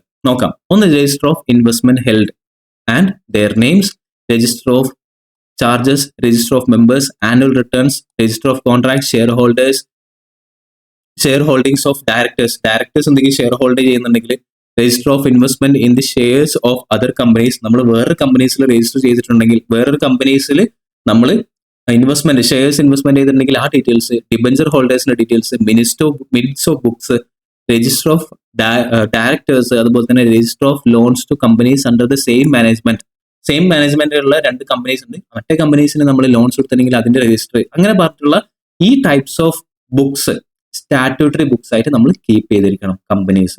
സോ കമ്പനീസ് ഇത്രയും കംപ്ലൈൻസ് ചെയ്തിരിക്കണം. So examination point of view നമ്മളോട് ഇതിന്റെ പോയിന്റ്സ് വന്നിട്ട് which of the following is not consider as a statutory books എന്നോ മറ്റോ നിങ്ങളോട് എക്സാമിനേഷൻ ചോദിച്ചേക്കാം. അപ്പൊ അതുകൊണ്ട് എന്ത് ചെയ്യാം, ജസ്റ്റ് ഒരു പ്രാവശ്യം ഇങ്ങനെ വായിച്ചു നോക്കാം. നമുക്ക് അറിയണം ഈ 4 ഓപ്ഷൻ വായിക്കുമ്പോൾ ഏതൊക്കെയാണ് സ്റ്റാറ്റ്യൂട്ടറി ബുക്സ് അല്ലാത്തത്, ഏത് സ്റ്റാറ്ററി ബുക്സ് ഏതൊക്കെയാണ് എന്ന് നമുക്ക് ജസ്റ്റ് ഒന്ന് അറിയുന്ന രീതിയിൽ നമ്മൾ പഠിച്ചു വെച്ചാൽ മതി. കംപ്ലീറ്റ് ബൈ ഹാർട്ട് പഠിച്ച് അതിന്റെ ഓരോ ഫങ്ഷൻസ് എന്താണെന്ന് നോക്കാനല്ല, ജസ്റ്റ് അറ്റ്ലീസ്റ്റ് നമുക്ക് ആ നെയിമെങ്കിലും അറിഞ്ഞിരിക്കണം. അതേപോലെ തന്നെ നമ്മൾ മോള് പറഞ്ഞിട്ടായിരുന്ന ബുക്ക് ആൻഡ് പേപ്പറിൽ വരുന്ന അടുത്തൊരു പോയിന്റ് ആണ് ആനുവൽ റിട്ടേൺ. ആനുവൽ റിട്ടേണും വെരി ഇമ്പോർട്ടന്റ് ആണ്. വെരി ഇമ്പോർട്ടന്റ് എന്ന് പറയാനുള്ള റീസൺ, ആനുവൽ റിട്ടേൺ ഫോളോ ചെയ്തിട്ടില്ലെങ്കിൽ ചില കാര്യങ്ങളിൽ നമുക്ക് റെസ്ട്രിക്ഷൻ ഉണ്ടാവും എന്നൊക്കെ പറഞ്ഞ് നമുക്ക് പഠിക്കാനുണ്ട്. So as per section 92 annual റിട്ടേണിനെ കുറിച്ച് പറയുന്നത്. ആനുവൽ റിട്ടേണിന്റെ സെക്ഷൻ ഇമ്പോർട്ടന്റ് ആണ്. എനിക്ക് ചില MCQസിൽ ചോദിച്ചിട്ടുണ്ട് എന്ത് സെക്ഷൻസ് കവർ ചെയ്യാൻ വേണ്ടി പറഞ്ഞിട്ടുണ്ട്.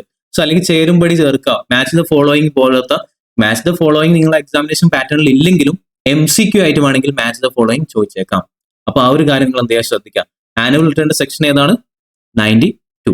So as per section 92 of the act, every company shall prepare a return hereinafter referred to as annual return. So companies നിർബന്ധമായിട്ടും ഫയൽ ചെയ്യേണ്ട ഒരു റിട്ടേണിന്റെ പേരാണ് annual return in the prescribed form containing in particulars as they stood on the close of the financial year. So financial year clause ചെയ്യുന്നതോടുകൂടി annual return companies നിർബന്ധമായിട്ടും എന്ത് ചെയ്യണം? Annual return file ചെയ്തിരിക്കണം. Regarding its registered office, principal business activities, particulars of its holding, subsidiary, associates, companies. ഇതൊക്കെ നമ്മൾ already കേട്ടിട്ടുണ്ടായിരുന്നു. So അതേപോലെ annual റിട്ടേണിൽ നമ്മൾ വേണ്ടത് രജിസ്റ്റേർഡ് ഓഫീസിനെ കുറിച്ച് പറയണം, പ്രിൻസിപ്പൽ ബിസിനസ് എന്താണെന്ന് പറയണം, നമ്മുടെ ഹോൾഡിംഗ്സ് ആരൊക്കെയാണെന്ന് പറയണം, നമ്മുടെ സബ്സിഡറീസ് ആരൊക്കെയാണെന്ന് പറയണം, അസോസിയേറ്റ്സ് ആരൊക്കെയാണെന്ന് പറയണം. ഇങ്ങനെയുള്ള ഡീറ്റെയിൽസ് ഒക്കെ വെച്ച് നമ്മൾ എന്ത് ചെയ്യണം? ആനുവൽ റിട്ടേൺ ഫയൽ ചെയ്യേണ്ടതായിട്ടുണ്ട്. Next, it shares, debentures and other securities and share holding pattern. എത്രയാണ് ഷെയർ ഹോൾഡിങ്സ് ചെയ്യുന്നത്, എത്രയാണ് ഡിബഞ്ചർ ഹോൾഡിംഗ് ചെയ്യുന്നത്, ഏതാണ് ബാക്കിയുള്ള സെക്യൂരിറ്റീസ്, ഹോൾഡിംഗ് പാറ്റേൺ എത്രയാണ് എന്നുള്ള കാര്യം നമ്മൾ പ്രോപ്പറായിട്ട് ആനുവൽ റിട്ടേണിൽ മെൻഷൻ ചെയ്തിരിക്കണം. ഇറ്റ്സ് മെമ്പേഴ്സ്, നമ്മളോട് പറയുന്നത് ആനുവൽ റിട്ടേൺ റിഗാർഡിംഗ് എന്ന് പറഞ്ഞിട്ടാണ് ഓരോ പോയിന്റ് പറയുന്നത്. Regarding its members and debenture holders along with the changes where therein since the close of the previous financial year.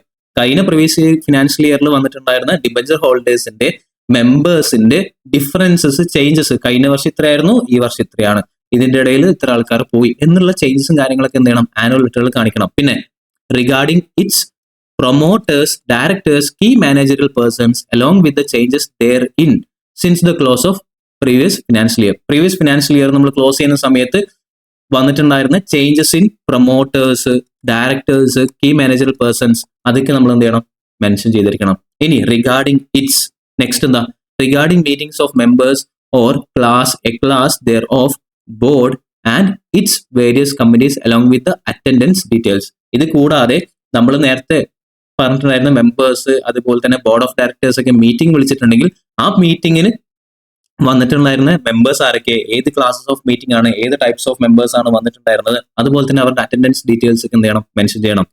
Regarding remuneration of directors and key manager person. കൂടാതെ annual return നമ്മൾ എന്ത് ചെയ്യണം, ഡയറക്ടേഴ്സിന്റെ remuneration എത്രയാണ്, key managerial പേഴ്സന്റെ remuneration എത്രയാണെന്നൊക്കെ നമ്മൾ കാണിക്കണം.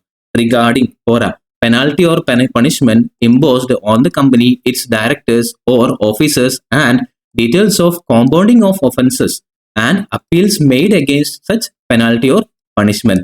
നമ്മുടെ കമ്പനി എന്തെങ്കിലും കുറ്റങ്ങൾ ചെയ്ത് അല്ലെങ്കിൽ നമ്മുടെ ഓഫീസേഴ്സ്, നമ്മുടെ ബോർഡ് ഓഫ് ഡയറക്ടേഴ്സ് എന്തെങ്കിലും കുറ്റങ്ങൾ ചെയ്തിട്ട് അവരുടെ പേരിൽ വന്നിട്ടുള്ള എൻഫോഴ്സ് ചെയ്തിട്ടുള്ള പെനാൽറ്റി, പണിഷ്മെന്റ് എത്രയാണ്, എന്തിന്റെ മുകളിലാണ്, എത്ര രൂപയാണ്, അതിന് അപ്പീൽ പോയിട്ടുണ്ടോ അല്ലെങ്കിൽ ഒഫൻഡർ ആണോ, എത്ര എമൗണ്ട് നമുക്ക് നഷ്ടങ്ങൾ വരും എന്നൊക്കെ ഡീറ്റെയിൽസ് എവിടെ കൊടുക്കണം, ആനുവൽ റിട്ടേണിൽ കൊടുക്കണം. സോ ഇതായിരുന്നു നമ്മൾ ഫസ്റ്റേ പറഞ്ഞിട്ടുണ്ടായിരുന്നത്. കോർപ്പറേറ്റിംഗ് അക്കൗണ്ടിങ്ങിൽ നമ്മൾ സെപ്പറേറ്റ് ആയിട്ട് അക്കൗണ്ടിങ് ചെയ്യാനും കംപ്ലയൻസും കാര്യങ്ങളൊക്കെ കൂടുതൽ വരാൻ സാധ്യത ഉണ്ടെന്നൊക്കെ പറയാനുള്ള റീസൺ ഇതാണ്. സോ ഇങ്ങനെയൊക്കെ ചെയ്യുന്ന സമയത്ത് പുറത്തുള്ള ഒരു ആളുടെ പബ്ലിക്കിന്റെ അടുത്ത് നിന്നുള്ള ഒരു എമൗണ്ട് വെച്ച് നമ്മൾ എന്ത് ചെയ്യില്ല, കുരുത്തക്കേട് കാണിക്കാൻ ചാൻസസ് ഇല്ല. അതാണ് ഈ ഒരു കമ്പനീസ് ആക്ട് കൊണ്ടുവരികയും കമ്പനീസ് എന്നുള്ള കൺസെപ്റ്റ് കൊണ്ടുവരികയും ചെയ്ത റീസൺ. നെക്സ്റ്റ് കഴിഞ്ഞിട്ടില്ല, annual return regarding matters relating to certifications of compliances disclosures as may be prescribe. So നമ്മുടെ കമ്പനീസുമായിട്ട് ബന്ധപ്പെട്ടിട്ടുള്ള എന്തെങ്കിലും സർട്ടിഫിക്കേഷൻ, കംപ്ലയൻസ് കാര്യങ്ങളൊക്കെ ചെയ്യണം എന്നൊക്കെ പറഞ്ഞിട്ടുള്ള സർട്ടിഫിക്കേഷൻസ് ഉണ്ടെങ്കിൽ അത് നമ്മൾ ചെയ്തോ ഇല്ലയോ, എന്തൊക്കെ സർട്ടിഫിക്കേഷൻസ് ആണ് നമുക്ക് അതർ സർട്ടിഫിക്കേഷൻസ് ഉള്ളത് റിലേറ്റഡ് ടു ബിസിനസ്, അതൊക്കെ നമ്മൾ എന്ത് ചെയ്യണം, ആനുവൽ റിട്ടേണിൽ മെൻഷൻ ചെയ്യണം. പോരാ, regarding details as may be prescribe in respect of shares held by or on behalf of foreign institutional investors. ഈ ഡീറ്റെയിൽസ് ഒക്കെ നമ്മൾ എന്ത് ചെയ്യണം, സ്പെസിഫിക്കലി മെൻഷൻ ചെയ്തിരിക്കണം ഇൻ ആനുവൽ റിട്ടേൺ. സോ നമ്മുടെ ഷെയർസ് ഹോൾഡ് ചെയ്യുന്നത് ആരൊക്കെയാണ്, ഇനി ഫോറിൻ ഇൻസ്റ്റിറ്റ്യൂഷണൽ ഇൻവെസ്റ്റേഴ്സ് ഉണ്ടെങ്കിൽ ആ എമൗണ്ട് എത്രയാണ് എന്നുള്ള ഡീറ്റെയിൽസ് നമ്മൾ ആനുവൽ റിട്ടേൺ കൊടുത്തെടുക്കണം. പോരാ, regarding annual returns regarding such other matters as may be prescribed and signed by the directors and the company secretary, or where there is no company secretary by a company secretary in practice. So company secretary പറഞ്ഞിട്ടുള്ള company secretary എന്ന് പറയുന്നത് CS ഇല്ലേ, നമ്മൾ ICS. സോ ICSലുള്ള CS company secretary പ്രകാരം പറഞ്ഞിട്ടുള്ള matters എന്തെങ്കിലും ഉണ്ടെങ്കിൽ ഡയറക്ടേഴ്സും അല്ലെങ്കിൽ കമ്പനി സെക്രട്ടറീസും സൈൻ ചെയ്തിട്ടുള്ള ഈ ഡോക്യുമെന്റ് പ്രകാരം, അല്ലെങ്കിൽ നമ്മുടെ കമ്പനി സെക്രട്ടറി പറയാണ് ഇന്ന ഡോക്യുമെന്റ്സിൽ ഇന്ന കാര്യം നിങ്ങൾ ആനുവൽ റിട്ടേൺ കാണിക്കണം എന്നൊക്കെ പറഞ്ഞ് പ്രാക്ടീസ് ചെയ്യുന്ന ഒരു കമ്പനി സെക്രട്ടറി പറഞ്ഞിട്ടുണ്ടെങ്കിൽ ആ കാര്യങ്ങൾ നമ്മൾ എവിടെ മെൻഷൻ ചെയ്യണം, ആനുവൽ റിട്ടേണിൽ മെൻഷൻ ചെയ്യണം. തീർന്നോ? ഇനിയുണ്ട് ആനുവൽ റിട്ടേൺ മെൻഷൻ ചെയ്യാൻ? ഇല്ലടാ, കഴിഞ്ഞിട്ടില്ല. ഒരു കാര്യം കൂടി, എന്താ, provided that in relation to one person company and small company. One person company എന്ന് വെച്ചാൽ എന്താ, നമ്മൾ മോള് പറഞ്ഞിട്ടുണ്ടായിരുന്നു OPC, ഒരാൾ വെച്ചിട്ട് എന്ത് ചെയ്യുന്നു, ഒരു മെമ്പറായിട്ട് ബിസിനസ് തുടങ്ങുന്നു. രണ്ടാമത് സ്മോൾ കമ്പനീസ്, ഓർമ്മയുണ്ടോ, ചില private companies, small companies paid up share capital 4 കോടി രൂപ, രണ്ടാമത് ടേൺ ഓവർ 40 കോടി രൂപ എന്നൊക്കെ പറഞ്ഞ് അങ്ങനെയുള്ള type of companies the annual return shall be signed by the company secretary or where there is no company secretary by the director of the company. So one person കമ്പനിയും small കമ്പനിയും എന്ത് ചെയ്താൽ മതി, സൈൻ ചെയ്യേണ്ടത് ഒന്നെങ്കിൽ company secretary ആയിരിക്കണം, അല്ലെങ്കിൽ അങ്ങനെ ഒരു കമ്പനി സെക്രട്ടറി കമ്പനിയിൽ ഇല്ലെങ്കിൽ എന്ത് ചെയ്യുക, ബോർഡ് ഓഫ് ഡയറക്ടേഴ്സിന്റെ അടുത്ത് നിന്നും സൈൻ വാങ്ങാം. സോ നമുക്കൊരു എക്സെപ്ഷൻ ആയിട്ട് അവിടെ പറയുന്നത്. Next section 92 subsection 4 further specifies that.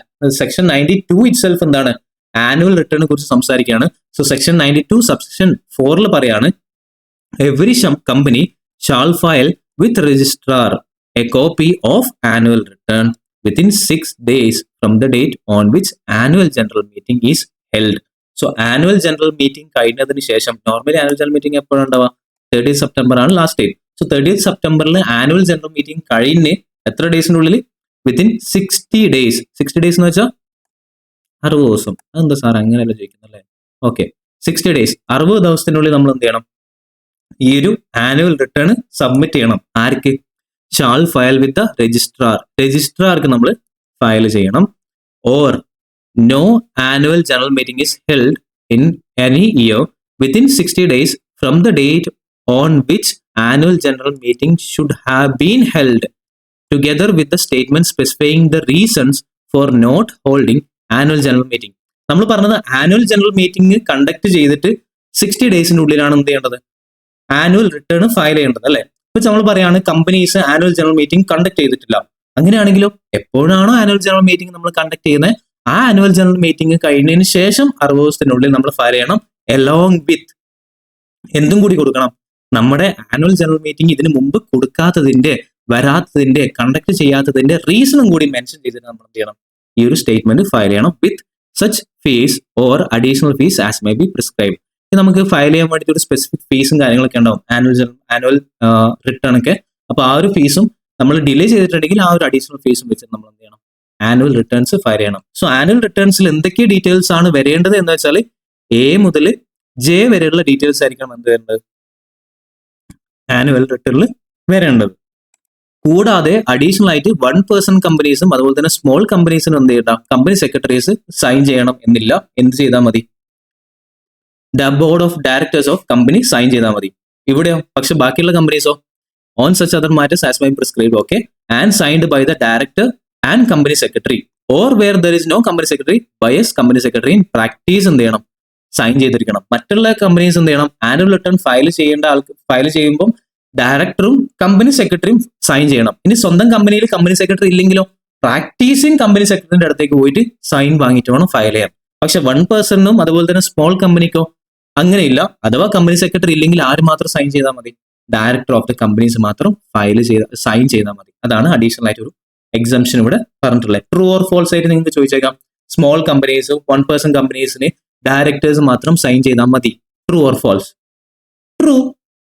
അപ്പോൾ നിങ്ങൾ മറ്റുള്ള കമ്പനീസ്, ജനറൽ കമ്പനിയിൽ നിങ്ങളോട് പറയണേ normally company annual return has to be signed by the director, only director എന്ന് പറയുകയാണെങ്കിലോ ഫോൾസ്. കാരണം എന്താ? 1% സ്മോൾ കമ്പനീസിന് മാത്രമാണ് എന്ത് ഡയറക്ടർ സൈൻ ചെയ്താൽ മതി എന്ന് പറഞ്ഞാൽ, അല്ലെങ്കിൽ കമ്പനി സെക്രട്ടറി എന്തായാലും ഫയൽ ചെയ്യണം, സൈൻ ചെയ്യണം. ഇനി സ്വന്തം കമ്പനിയിൽ ഇല്ലെങ്കിൽ പ്രാക്ടീസ് ചെയ്യുന്ന കമ്പനി സെക്രട്ടറിന്റെ അടുത്തേക്ക് പോയിട്ടെങ്കിലും നമ്മൾ എന്ത് ചെയ്യണം? സൈൻ ചെയ്തിരിക്കണം in annual return. That's all about our today's this lecture. ഈ ലെക്ചറിൽ നമ്മൾ ഡിസ്കസ് ചെയ്ത് എന്തൊക്കെയാണ്? കമ്പനീസിനെ കുറിച്ച് കുറച്ച് കാര്യങ്ങൾ പറഞ്ഞു, കമ്പനീസിന്റെ തിയറീസ് പറഞ്ഞു, കമ്പനീസിന്റെ ഫീച്ചേഴ്സ് പറഞ്ഞു, കമ്പനീസിന്റെ സ്റ്റാറ്റ്യൂട്ടറി ബുക്സ്, കമ്പനീസിന്റെ book and papers, books of accounts, അതുപോലെ തന്നെ കമ്പനീസിന്റെ ആനുവൽ റിട്ടേൺ സെക്ഷൻ 92 പറഞ്ഞു. പിന്നെന്ത് പറഞ്ഞായിരുന്നു? Types of companies, important types of companies എന്ന് പറഞ്ഞിട്ട് കുറച്ച് കമ്പനീസ് കാര്യങ്ങളൊക്കെ പറഞ്ഞു. ഇത്രയും കാര്യങ്ങളാണ് നമ്മൾ ഈ ഒരു മൊഡ്യൂളിലെ അല്ലെങ്കിൽ ഈ ഒരു ലെക്ചറിൽ ഡിസ്കസ് ചെയ്തിട്ടുണ്ടായിരുന്നത്. എല്ലാവരും എന്ത് ചെയ്യുക? പ്രോപ്പർ ആയിട്ട് ഒന്നുകൂടി ഒരു പ്രാവശ്യം വായിക്കുക. ജസ്റ്റ് ആവശ്യമുള്ള നോട്ട്സും കാര്യങ്ങളൊക്കെ എന്ത് ചെയ്യാം? ഉണ്ടാക്കി വെക്കുക. എന്നിട്ട് ഇത് പിന്നീട് വായിക്കാൻ പറ്റുന്ന രീതിയിൽ ചെയ്യരുത്. സോ ഇവിടെ നിങ്ങൾക്ക് മാക്സിമം നമുക്ക് ചോദിക്കാൻ പറ്റുന്നത് MCQs പോലത്തെയുള്ള ടൈപ്പ് ഓഫ് ക്വസ്റ്റ്യൻസ് ആണ്. അതിന് വേണ്ടിയിട്ട് എന്ത് ചെയ്യാം? പ്രോപ്പർ പ്രിപ്പറേഷൻസ് ചെയ്യാം. ഓക്കെ, വീഡിയോ ഇഷ്ടപ്പെട്ടില്ലെങ്കിൽ നിങ്ങൾ ലൈക്ക് ചെയ്യുക. അതേപോലെ തന്നെ നിങ്ങളുടെ ഫ്രണ്ട്സിനും മറ്റൊക്കെ ഷെയർ ചെയ്യുക. ഇങ്ങനൊരു ക്ലാസ് ഒക്കെ ഉണ്ടെന്നും അടിപൊളി ക്ലാസ് ആണെന്നൊക്കെ പറഞ്ഞ് നിങ്ങൾ ഷെയർ ചെയ്യുക.